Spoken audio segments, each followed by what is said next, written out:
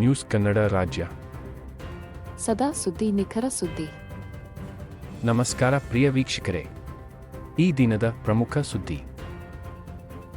ಅಂಕಿಅಂಶಗಳ ಪ್ರಕಾರ ಇಂಪಾರ್ಟೆಂಟ್ ಅಫೆನ್ಸ್ಗಳು ಕಡಿಮೆ ಆಗಿದ್ದಾವೆ. ಕ್ರೈಮ್ಸ್, ಕೊಲೆ, ಡಕಾಯಿತಿ, ರಾಬ್ರಿ, ಕಳ್ಳತನ ಇವೆಲ್ಲ ಕಡಿಮೆ ಆಗಿದ್ದವು 2023ರಲ್ಲಿ 2024ರಲ್ಲಿ ಕಡಿಮೆ ಆಗಿದ್ದಾವೆ. ಇನ್ನು ಈ ವರ್ಷ ಪೂರ್ಣ ಆಗಿಲ್ಲ, 6 ತಿಂಗಳು ಮುಗಿದಿಲ್ಲ. ಅದು ಕೂಡ ಮಾಹಿತಿಗಳಿದ್ದಾವೆ. ಈಗ ಫಾರ್ ಎಕ್ಸಾಂಪಲ್ ಕೊಲೆ 1292 ವರದಿಯಾಗಿತ್ತು 2023. 2024ರಲ್ಲಿ 1204 ಕಡಿಮೆ ಆಗಿದೆ.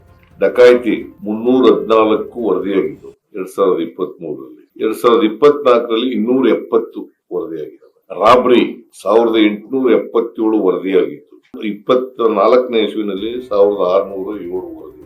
ಕಳ್ಳತನ 25,178 ಕಳ್ಳತನಗಳಾಗಿತ್ತು 23ರಲ್ಲಿ.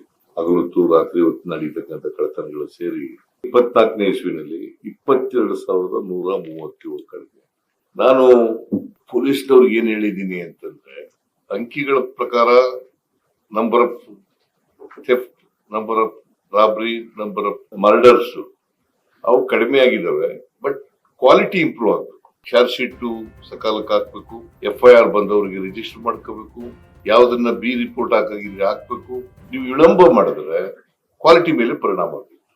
ಚಾರ್ಜ್ ಶೀಟ್ ವಿಳಂಬ ಮಾಡಿದ್ರೆ ಕೇಸು ಏನ್ ಆಗ್ತದೆ ಅನ್ನೋದ್ರ ಮೇಲೆ, ಕನ್ವಿಕ್ಷನ್, ಅಕ್ವಿಟಲ್, ಇದ್ರ ಮೇಲೆ ಪರಿಣಾಮ ಬೀರುತ್ತೆ. ಅದಕ್ಕೆ ನಾನು ಹೇಳಿದೀನಿ, ಕ್ವಾಲಿಟಿ ಇರಬೇಕು ಇನ್ವೆಸ್ಟಿಗೇಷನ್ ಅಲ್ಲಿ. ಮತ್ತೆ ವಿಳಂಬ ಮಾಡಕೂಡದು ಯಾವುದೇ ಕಾರಣ. ಮತ್ತೆ ಕೂಡಲೇ ಅಪರಾಧಗಳಾದಾಗ ಅಪರಾಧಿಗಳನ್ನ ಪತ್ತೆ ಹಚ್ಚಿ ಕಾನೂನು ರೀತಿಯ ಕ್ರಮ ತಗೊಳ್ತಕ್ಕಂಥ ಕೆಲಸವನ್ನು ಮಾಡಬೇಕು. ಕ್ವಾಲಿಟಿ ಇನ್ವೆಸ್ಟಿಗೇಷನ್ ಆಗ್ಬೇಕು ಅಂತಕ್ಕಂಥ ಮಾತುಗಳನ್ನ ಸ್ಪಷ್ಟವಾಗಿ ಹೇಳಿದ್ರು.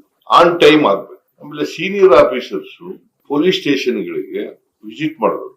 ವಿಸಿಟ್ ಮಾಡಿ ಯಾವಾಗ FIR ಆಯ್ತು, ಯಾವಾಗ ಚಾರ್ಜ್ ಶೀಟ್ ಹಾಕಿದ್ರು, ಅದರಲ್ಲಿ ಮರ್ಡರ್ಸ್ ಎಷ್ಟಿದಾವೆ, ಕೊಲೆಗಳು ಎಷ್ಟಿದಾವೆ, ರಾಬ್ರಿಗಳು ಎಷ್ಟಿದಾವೆ, ಹೆಣ್ಮಕ್ಳ ದೌರ್ಜನ್ಯಗಳು ಎಷ್ಟಿದಾವೆ, ಮಕ್ಕಳ ಮೇಲೆ ದೌರ್ಜನ್ಯಗಳು ಎಷ್ಟಿದಾವೆ, ಇವೆಲ್ಲ ನೋಡ್ಬೇಕು. ಇದ್ರಲ್ಲಿ ವಿಳಂಬ ಆಗಿದೆ ಇಲ್ಲೋ ಅಂತ ಹೇಳಿ ನೋಡ್ಬೇಕು. ಮತ್ತೆ ಸೂಪರ್ವೈಸ್ ಇವರು ಸೀನಿಯರ್ ಆಫೀಸರ್ಗಳು ತಿರುಗಾಡಬಾರ್ದು, ಆಫೀಸರೇ ಕೂತಿರ್ಬಾರ್ದು. They must go to the field.